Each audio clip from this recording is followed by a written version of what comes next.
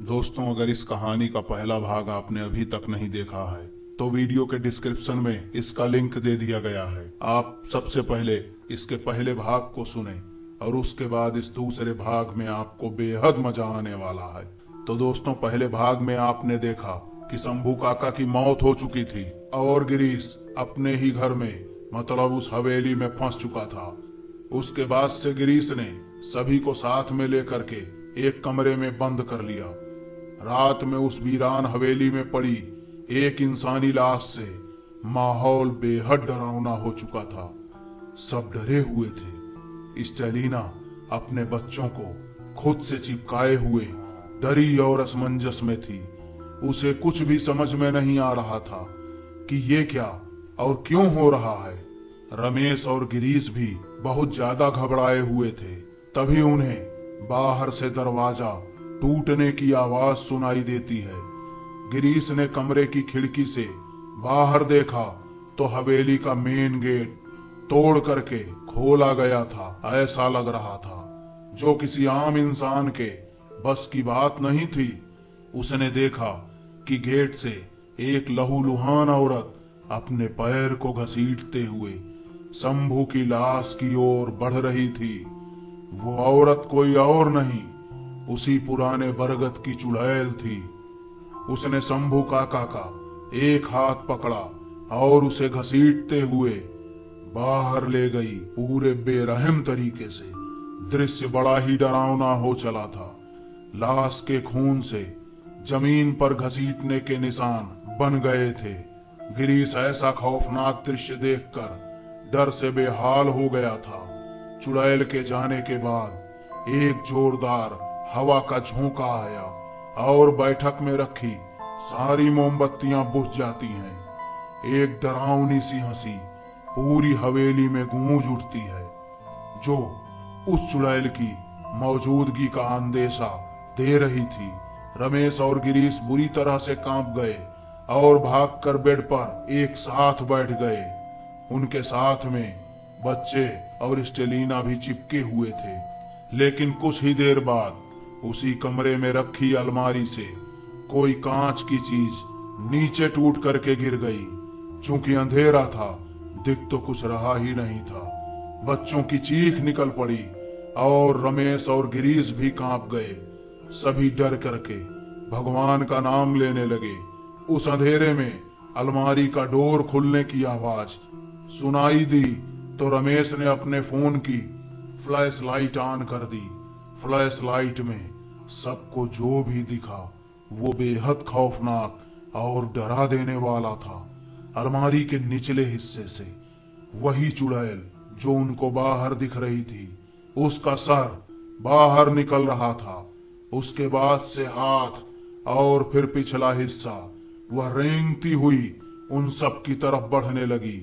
चुड़ैल खून जैसी लाल और खून से लथपथ भयानक चेहरा लिए हुए गिरीश को गुस्से से घूर रही थी। बच्चों और स्टेलिना का डर के कारण चिल्ला चिल्ला करके बुरा हाल था। पूरी तरीके से मातम मच गया था। सारा कमरा चीखों से गूंज रहा था।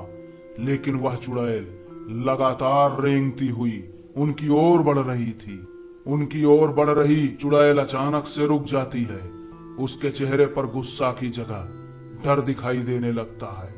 किसी को कुछ समझ में नहीं आ रहा था कि तभी रमेश ने अपना फोन अपनी ओर मोड़ करके देखा तो उसे याद आया कि उसने अपने फोन की वॉल पर बजरंगबली की तस्वीर लगाई है, जिससे वो चुड़ैल आगे नहीं बढ़ रही थी। रमेश ने हिम्मत करके बेड से उतर करके कांपते हुए उस चुड़ैल को लगातार हनुमान जी की तस्वीर दिखाने लगा, जिससे वह चुड़ैल अचानक से वहां से गायब हो गई। लेकिन जाते जाते वो इतना कह करके गई कि मैं फिर आऊंगी, कोई नहीं जा पाएगा यहां से, मैं तो आऊंगी। सब शांत थे और भगवान का धन्यवाद दे रहे थे। पूरी हवेली मौन सागर में विलीन थी। रमेश और गिरीश हवेली से निकलने का उपाय खोजने लगे। उन्होंने फोन में देखा तो लगभग 3:30 बज रहे थे। तभी उनका ध्यान फोन की बैटरी पर जाता है जिसमें केवल 4% ही बैटरी बची थी। गिरीश और स्टेलिना का फोन तो पहले से ही बंद पड़ा हुआ था। दोनों के मुंह आश्चर्य से खुले रह गए, क्योंकि फोन कभी भी बंद हो सकता था। रमेश ने घबराते हुए कहा, गिरीश तेरा फोन कहाँ है? तो गिरीश ने कहा कि शायद वो बैठक में होगा। तो रमेश ने कहा, तेरा पावर बैंक कहाँ है? यार उसे देना, जल्दी से फोन चार्ज होना चाहिए, क्योंकि फोन का बंद होना मतलब अंधेरा, मतलब डर होगा। तभी गिरीश बोला कि अरे मैं तो उसे कार में ही छोड़ आया हूं। तब रमेश ने कहा, क्या? अरे ऐसी हालत में भी कोई ऐसा करता है क्या? उसके आंखों से आंसू निकल रहे थे। तब वो बोलता है कि अगर जिंदा रहना है तो बाहर जाना पड़ेगा, और बाहर जाने के लिए हमें उजाले की जरूरत होगी। भगवान करे फोन बंद ना हो तो हम तेरा फोन या अपना पावर बैंक किसी तरह उठा लाएं, और इस तरह से रात भी कटेगी और सुबह होते ही हम कोई रास्ता जरूर निकाल लेंगे। गिरीश कहता है, हाँ सही कहा तुमने, जल्दी चलो। जैसे ही दोनों बाहर जाने के लिए कमरे के दरवाजे की तरफ बढ़े तो फोन वाइब्रेट होने के साथ बंद हो जाता है।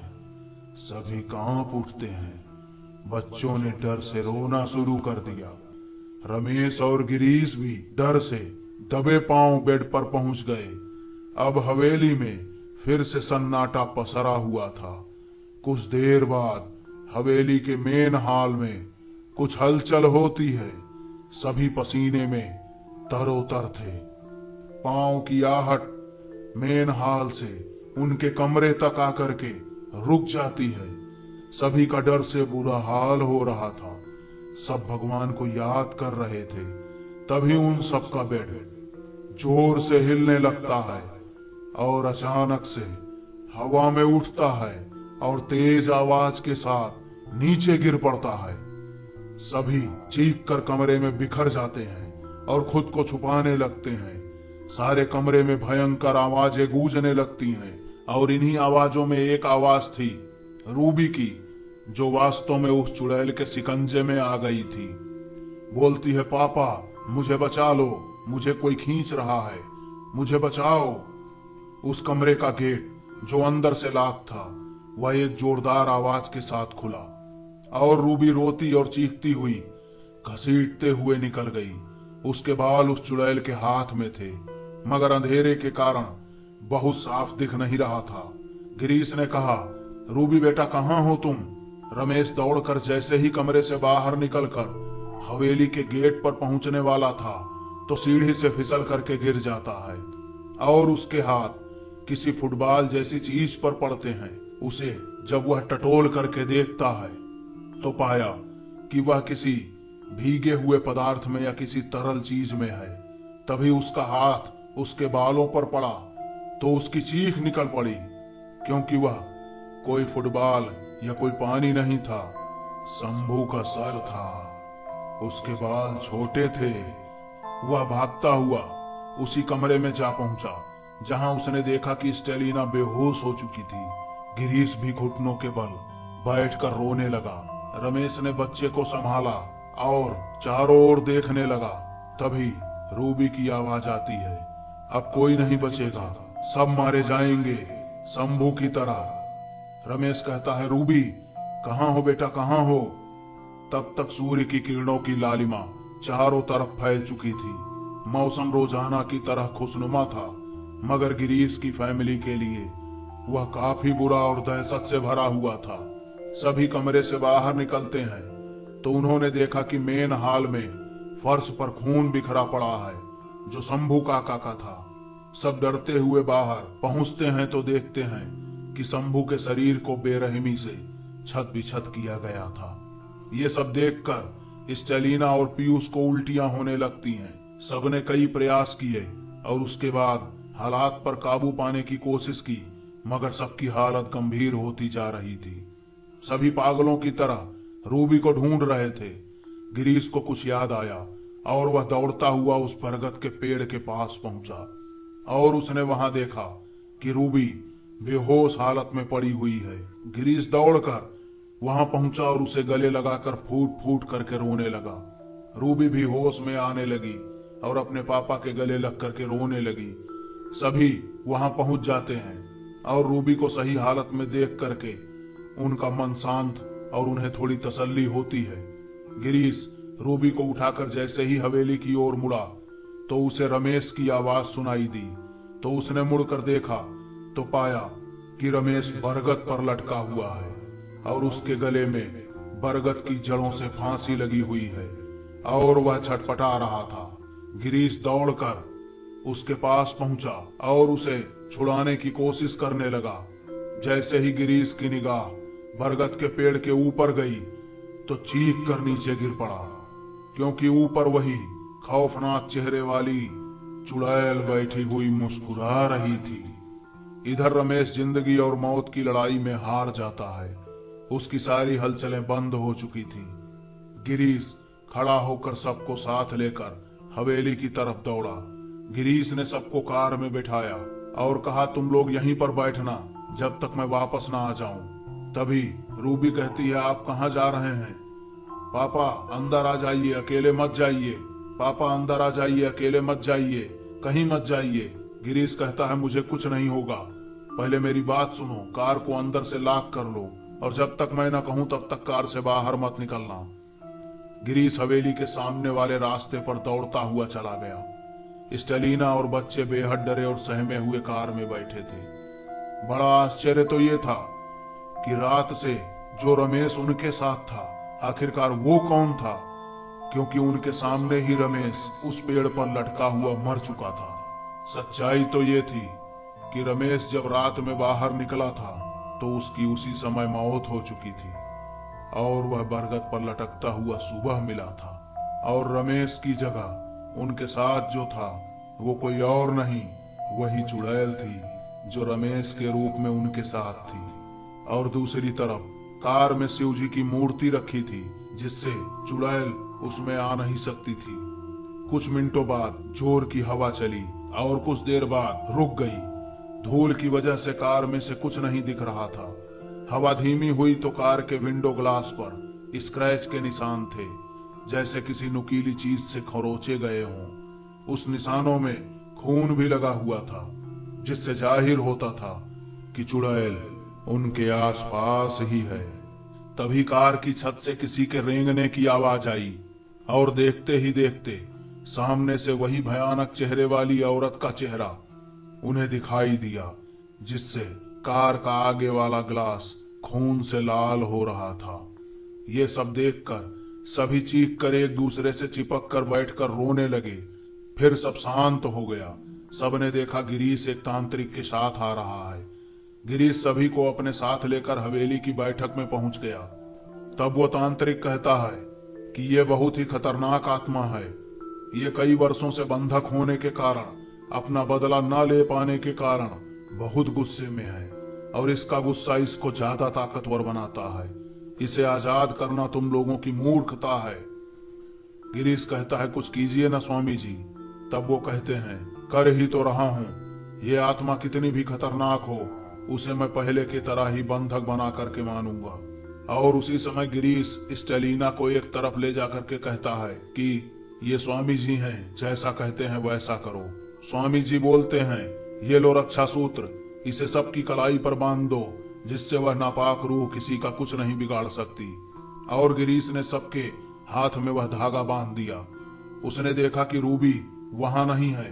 वह उसे ढूंढने के लिए द्वार पर गया तो स्टेलिना ने गिरीश का हाथ पकड़ करके कहा, मैंने पूछा ना कि यह औरत कौन है और हम सबसे किस बात का बदला ले रही है। मुझे बताओ, मुझे सच जानना है। तब गिरीश कहता है, अगर जानना चाहती हो तो सुनो, ये मेरी पहली पत्नी सीमा है। स्टेलिना कहती है, क्या? तो वो आगे कहता है कि इसके लड़का नहीं हुआ तो इसने काले जादू का सहारा लिया और इसकी नीचता यहीं नहीं रुकी। इसने लड़के के लिए मेरी बेटी प्रिया और मेरे पेरेंट्स को भी बलि चढ़ा दिया था। इसीलिए गांव वालों ने इस जायन को मार डाला था। स्टेलिना कहती है, इतना हो गया था और तुमने कुछ नहीं बताया? तो गिरीश ने आगे कहा कि जिस तरह इस समय यह सबको मार रही है, उस समय भी ये इसी तरह सबको मार रही थी। मर गई थी, उसके बाद भी ये सबको मार ही रही थी। तब इन्हीं स्वामी जी ने इसे बरगद के पेड़ पर बांध दिया था। स्टेलिना पूछती है, अब क्या होगा गिरीश? तो गिरीश कहता है परेशान मत हो, स्वामी जी सब संभाल लेंगे। तभी स्वामी जी गिरीश को बुलाते हैं और कहते हैं ये देखो, नींबू का रंग लाल पड़ गया है। इसका मतलब यह है कि आत्मा यहीं कहीं पास में है। सबको बुला लो साथ में, यहीं रहना। वो आत्मा ताकत होने के साथ साथ चालाक भी है। स्टेलिना कहती है कि सब तो हैं पर रूबी नहीं है। तभी गिरीश ने चिल्ला करके आवाज लगाई, रूबी। और तभी हवा का एक तेज झोंका आया और सारे हाल में धूल भर गई। सामने से रूबी के रोने की आवाज सुनाई दी। सबने देखा तो सामने रूबी अपनी आंखों को मलते हुए आ रही थी। और तभी गिरीश ने कहा कि बेटा कहाँ थी, क्या हुआ, जल्दी आओ मेरे पास। रूबी दौड़कर तांत्रिक के पास पहुंचकर उनसे लिपट करके रोने लगी और कहने लगी कि बाबा मुझे बचा लो, वो सबको मार डालेगी। तांत्रिक ने रूबी को समझाया और कहा डरो मत बेटा, कुछ नहीं होगा, मैं आ गया हूं ना। तभी रूबी की आवाज बदलती है और वो बोलती है, तू भी मरेगा कमीने। उस दिन तूने मुझे बंधक बना लिया था, अब नहीं, जा तू मर। और इससे पहले कि तांत्रिक कुछ समझ पाता और कुछ कर पाता, तब तक रूबी ने पास में पड़े चाकू से हमला कर दिया और तांत्रिक की पीठ के आर पार कर दिया। हमले से तांत्रिक छटपटाने लगा। रूबी तांत्रिक के सीने पर सवार होकर चाकू से उसके गले को रेत देती है। कहावत है ना, नजर हटी तो दुर्घटना घटी। शायद ऐसा ही हुआ उस समय स्वामी जी के साथ। गिरीश ने हड़बड़ा करके रूबी को पकड़ा और कहा कि तुमने क्या किया रूबी। तब वो कहती है कि मैं रूबी नहीं, तेरी मौत हूं, सीमा हूं। याद कर उस दिन को कि कैसे मैंने तुझसे अपनी और अपनी बेटी की जान की भीख मांगी थी। अब तू भी मर। रूबी के शरीर में समाई सीमा की आत्मा गिरीश की कलाई में बंधा हुआ धागा देख करके दूर हट जाती है। रूबी बेहोश होकर के गिरीश की गोदी में गिर पड़ती है। गिरीश रूबी को गले से लगा करके रोने लगता है। सभी लोग कुछ सोच नहीं पा रहे थे कि क्या किया जाए। सब लोग एक समूह में बैठ गए और ईश्वर को याद करने लगे कि किसी तरह इससे छुट्टी मिले। गिरीश अभी तक रूबी को गले लगा करके रो रहा था। रूबी ने अपनी आंखें खोली और उसकी आंखों में एक असाधारण चमक थी।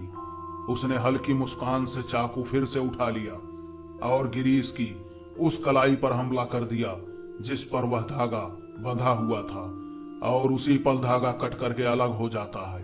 गिरीश दर्द से तिलमिला उठता है और दूर हट जाता है और वह सामने देखता है कि रूबी अपने हाथ में चाकू लिए उसकी तरफ आ रही थी। स्टेलिना ने भागकर रूबी को पकड़ा।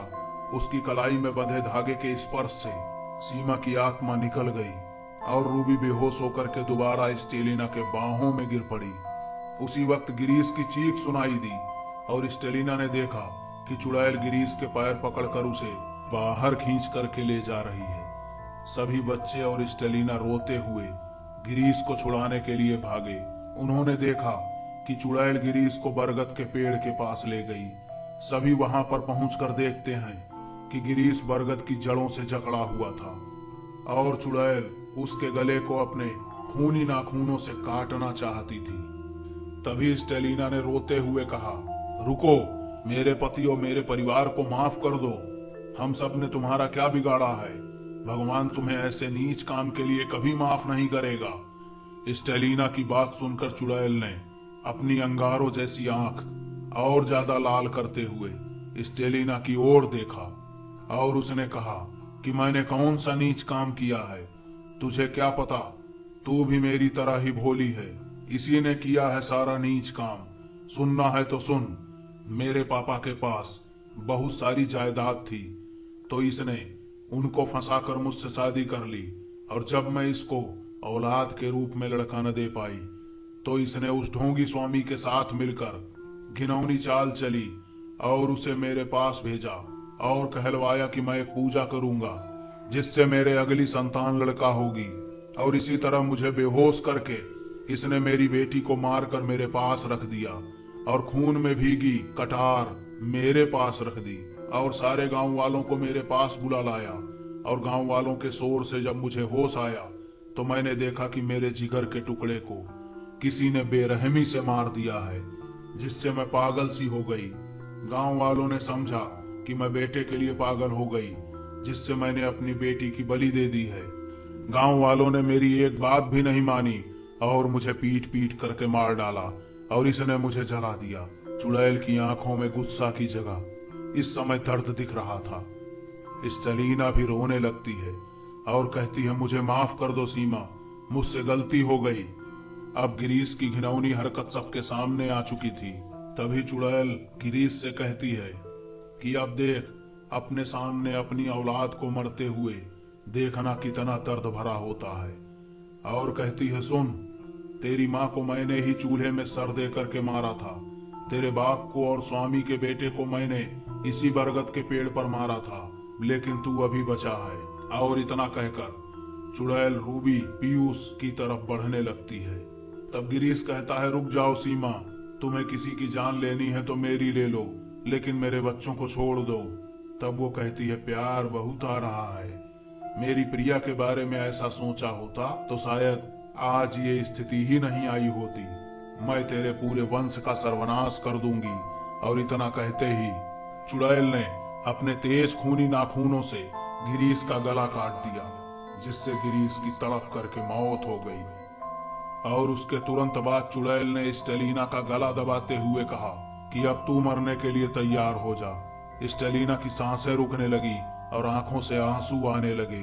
तभी बच्चे सीमा के पैर पर गिर पड़े और अपनी माँ की जान की भीख मांगने लगे और कहने लगे, आंटी प्लीज मेरी माँ को छोड़ दो, उनकी कोई गलती नहीं है, उन्हें तो कुछ पता भी नहीं था। हम माँ के बिना कैसे रहेंगे, उनके सिवा अब तो हमारा कोई नहीं है। आप प्रिया की माँ की तरह मेरी भी माँ हो, हम आपके भी बच्चे हैं, आप अपने बच्चों को अनाथ कैसे कर सकती हो। और इतना सुनते ही सीमा अपने असली रूप में आ गई। उसकी आंखों में अब आंसू थे, उसके दिल में नफरत की जगह ममता थी और उसने स्टेलिना को छोड़ दिया। और वो आखिरी में इतना बोलती है, काश मुझे और मेरी बेटी प्रिया को भी इस दुनिया में जीने का हक मिलता। और इतना कह करके वो वहां से चली जाती है। तो दोस्तों, ये थी आज की कहानी, जिसके आखिरी में केवल दर्द ही दर्द है। और इतना है कि इसे मैं भी आप लोगों से शेयर करना चाहता हूँ। दोस्तों, कुछ भी करिए, लेकिन हमें सबको ये समझाना पड़ेगा कि चाहे लड़का हो या लड़की, दोनों बराबर होते हैं। कभी भी लड़के को लड़की से ज्यादा या लड़की को लड़के से ज्यादा अहमियत न दी जाए। चूंकि हमारे यहाँ आप जानते हैं कि लोग लड़कों को ज्यादा अहमियत देते हैं, लड़कियों को कम, और चाहते हैं कि लड़कियों से ज्यादा लड़के हों। लेकिन अब समय बदल गया है, चीजें बदल गई हैं। चूंकि सब इंसान हैं, इसलिए हमें भ्रूण हत्या को और साथ में लड़कियों की हत्या को रोकना पड़ेगा। तो दोस्तों, ये वीडियो कैसा लगा हमें कमेंट में जरूर बताइए। वीडियो अच्छा लगा हो तो लाइक कीजिएगा, शेयर कीजिएगा, और अगर चैनल को सब्सक्राइब नहीं किया तो सब्सक्राइब कीजिए द हंटेड अर्थ इंडिया को, और बगल में बने बेल आइकन को दबाना बिल्कुल भी न भूलें, जिससे कि हमारे आने वाले सभी वीडियो आपको सबसे पहले मिल सकें। दोस्तों, तब तक के लिए स्वस्थ रहें, खुश रहें। Thank you.